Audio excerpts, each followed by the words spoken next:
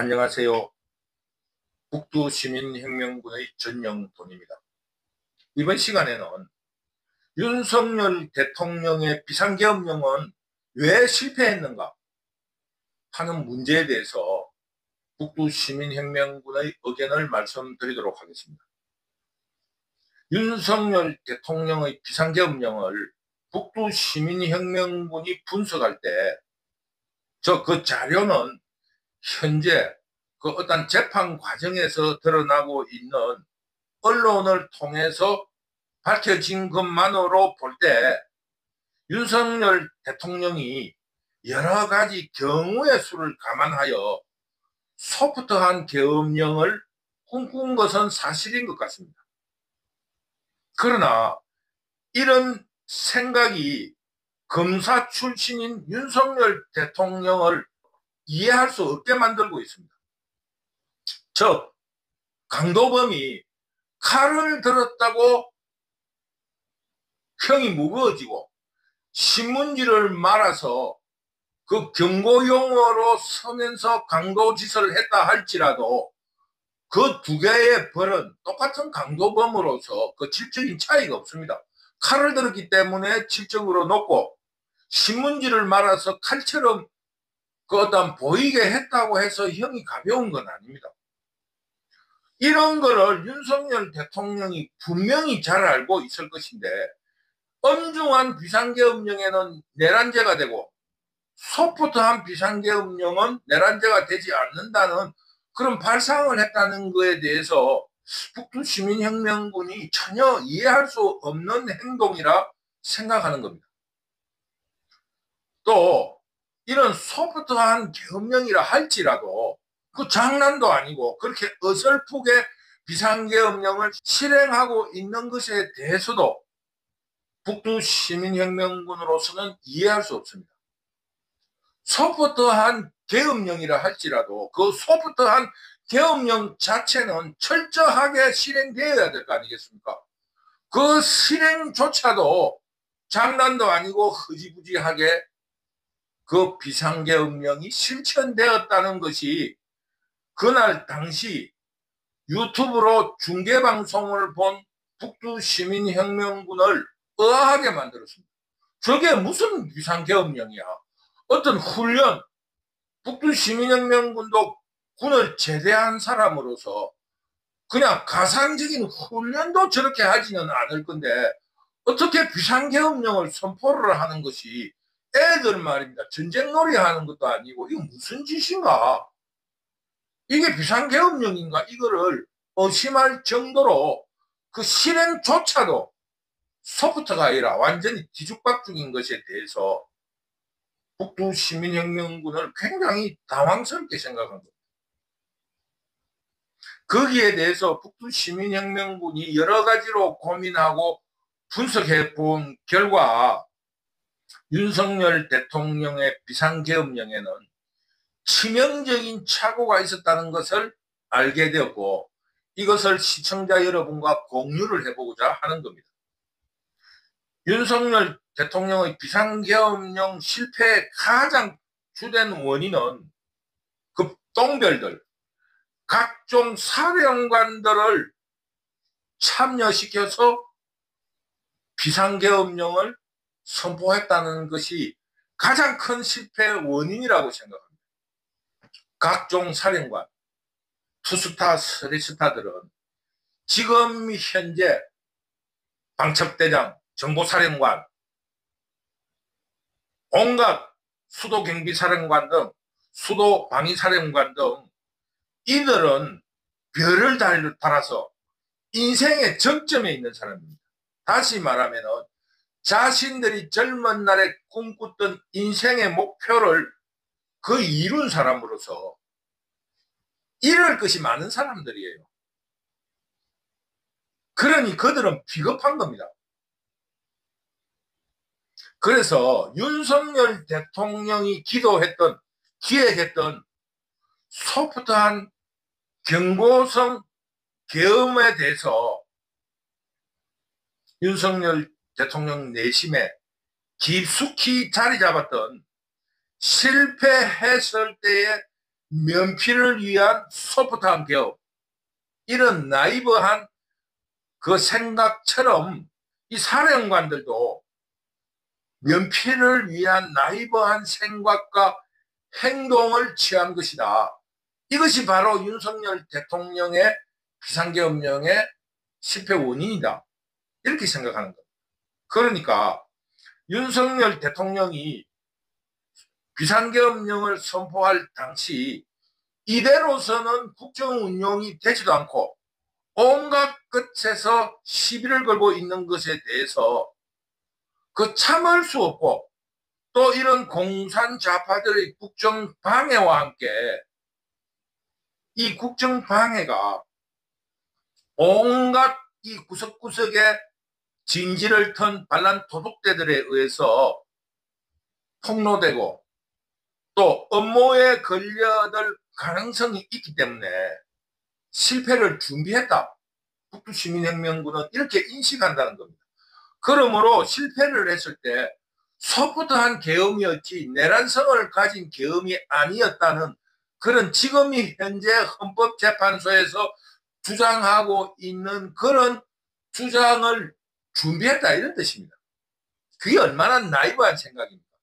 칼을 든 강도와 신문지를 말아서 칼인 것처럼 행동한 강도가 다르지 않다는 것을 윤석열이가 분명히 알고 있으면서도 어떻게 그런 나이브한 생각을 했는가. 여기에 대해서 북두시민혁명군이 지적을 하면서 이것이 2단계로 이루어짐으로써 비상계엄령이 뒤죽박죽되었다 이겁니다. 쉽게 말하면 윤석열 대통령의 그런 면피와 나이브한 생각에 대해서 이럴 것이 많은 각종 사령관들조차 대통령이 이런 명령을 하는데 나는 살아야지, 만약의 경우에 실패를 할 경우에 나도 살아야 되니까 그 어떠한 변명거리 혹은 면피를 만들어 놓자. 그래서 지금이 현재 그 지금 내란 혐의로 재판받고 있는 장군들이 혹은 사령관들이 윤석열 대통령에 대한 명령을 받았지만은 실제적으로 냉정하게 실천할 의지는 없었다. 쉽게 말하면 그런 변명을 넣어놓고 있는 겁니다. 그러니까 어떻게 되겠습니까? 윤석열 대통령의 주장대로 2분의 1의 비상계엄령을 선포를 하려고 했는데 또 사령관들이 2분의 1로서 실천함으로써 숫자적으로 이야기를 예를 들어서 이야기하면 4분의 1의 비상계엄령이 되고 말았다 이겁니다. 이것이 바로 윤석열 비상계엄령의 실패다. 이렇게 북두시민혁명군은 분석하고 있습니다. 이런 입장에서 북두시민혁명군이 말하고자 하는 것은 아프리카나 혹은 남미 그리고 한국에서 있었던 어떠한 내란의 상태를 우리가 분석해보면 조금 후진국에서는 직업 하사관들이 그 어떤 쿠데타라든가 내란을 일으킵니다. 그것은 우리 한국과 다른 계급체계라든가 그 업무병이 아닌 쉽게 말하면 징집되지 않은 그 병사들이다 보니까 그 군대의 주축이 하사관 중심으로 되어 있기 때문에 하사관들이 주로 그 내란을 일으키는가 쿠데타를 일으킵니다. 그런데 한국은 두 변의 성공된 정변이 있는데 하나는 5.16 쿠데타이고 하나는 신군부 80년대 신군부의 그 어떤 내란 행위 혹은 쿠데타라고 할 수 있습니다. 여러분들은 눈치를 챘겠지만 그 당시 그 지도자는 12개, 소장이 지도자로서 어떠한 모셔졌지만은 그 실천은 중령들이 했습니다. 중령이라는 것은 군에서 대대장급으로서 실무의 최고 책임자라고 할 수 있습니다. 그리고 별을 단다든가 혹은 젊은 야심이 꿈틀거리는 겁없는 30, 40대 젊은 청년들입니다. 이런 세대적인 차이로 인해서 그들은 출세에 불타고 인생의 승부를 겁을 내지 않는 저돌성을 가지고 있습니다. 저 5.16에서 5기와 8기라는 김종필을 정점으로 한 중령들이 그 5.16을 선도하고 이끌었으며, 또 전두환 보안사령관을 중심으로 한 신군부 세력들은 서리허, 삼허라고 말하는 허화병, 허삼수, 그리고 이학봉, 또 제1특전여단, 이런 각별을 단 이런 젊은 청년들이 주축을 이루었고, 공수특전단의 중령급들이 맹활약을 했습니다. 쉽게 말하면은 그 전두환 보안사령관이 계엄사령관을 잡아내는 이런 내란 행위에서도 각급 대대장급 중령들이 각 사령관에 대해서 쿠데타를 일으킨 이런 상황이었다 할 수 있습니다. 오늘 강의에서 북두시민혁명군이 주장하는 윤석열 대통령의 군의 특징을 전혀 알지 못하는 그 똥별들, 오랫동안 근무했다는 것만으로서 모든 것을 성공시킨 그들이, 그 이럴 것을 많은 그들이 어떻게 비겁해지지 않을 수 있나 이겁니다. 그러므로 윤석열 대통령의 군에 대한 무지, 그 총사령관이, 그 사령관이 그 군에 대한 모든 것을 장악할 수 있을 것이라는 착각에 의해서 비상계엄령은 실패했다.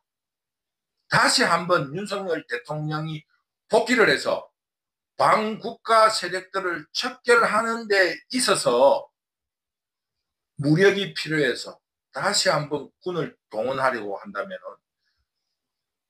소령, 중령, 근데 소령은 그 실무자로서 우리 한국의 특징상 동원시킬 부대가 없어요.